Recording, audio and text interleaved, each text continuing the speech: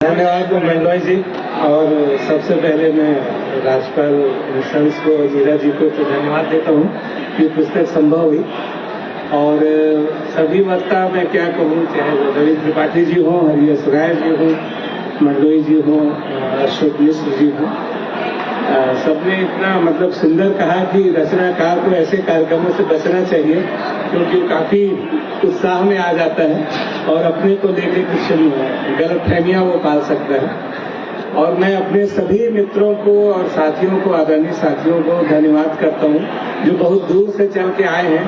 और जैसा कि पुस्तक मेले में परंपरा है कि वो मतलब जैसे हमारे कार्यक्रम होते हैं तो खड़े होकर सब कार्यक्रम को सुन रहे हैं। और मुझसे बहुत सीनियर है, मेरे कार्यालय के भी अधिकारी साथी सब है, तो मैं सबको आभार प्रकट करता हूँ।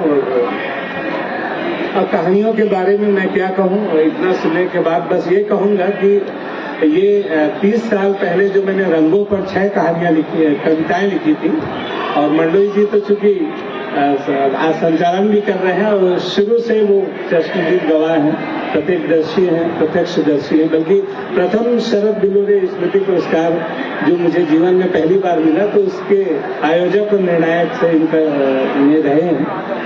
तो इन्होंने आकाशवाणी या दूरदर्शन के काफी कार्यक्रम भी उस समय दिलाए। तो उन कविताओं से, हिंदी कविता में जिन कविताओं से पहचान बनी उसमें रंग 6 कविताएं थी।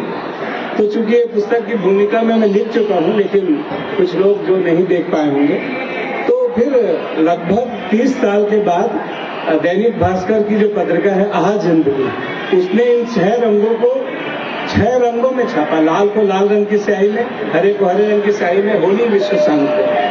तो मैं अवाक रह गया कि लोग अभी तक इन रंगों को भूले नहीं हैं, हमेशा कोट करते हैं। तो जो आखिरी राजधानी में कलकत्ता से मैं दिल्ली आ रहा था, तो उसमें मेरे मन में विचार आया कि क्यों ना इन रंगों पे तो कहानियां लिखूं। कविताएं अलग है और कहानी में तो कथानक होगा।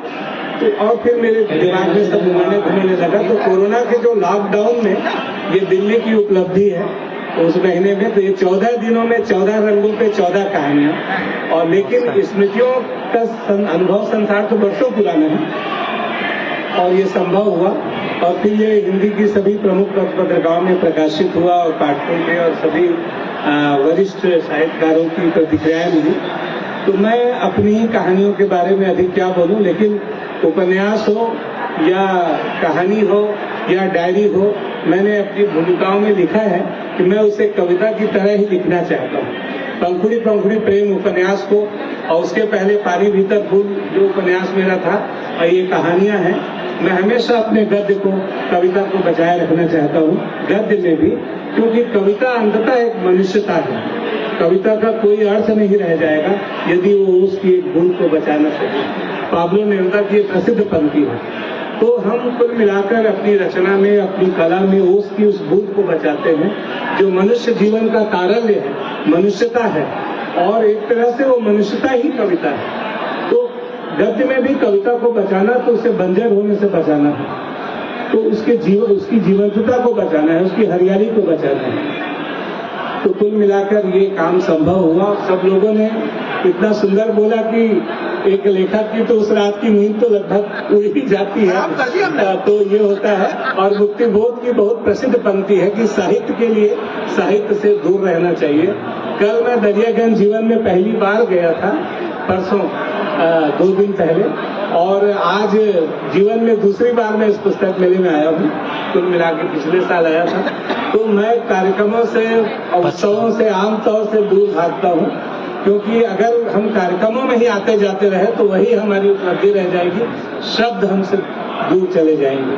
तो अगर आपको वाकई में शब्द बीनने हैं तो दूरस्थ भारत की यात्राएं करनी होंगी, धूल मिट्टी छाननी होगी, तभी आपको सच्चे शब्द मिलेंगे, जीवंत शब्द मिलेंगे और जीवंत रचना मिलेगी।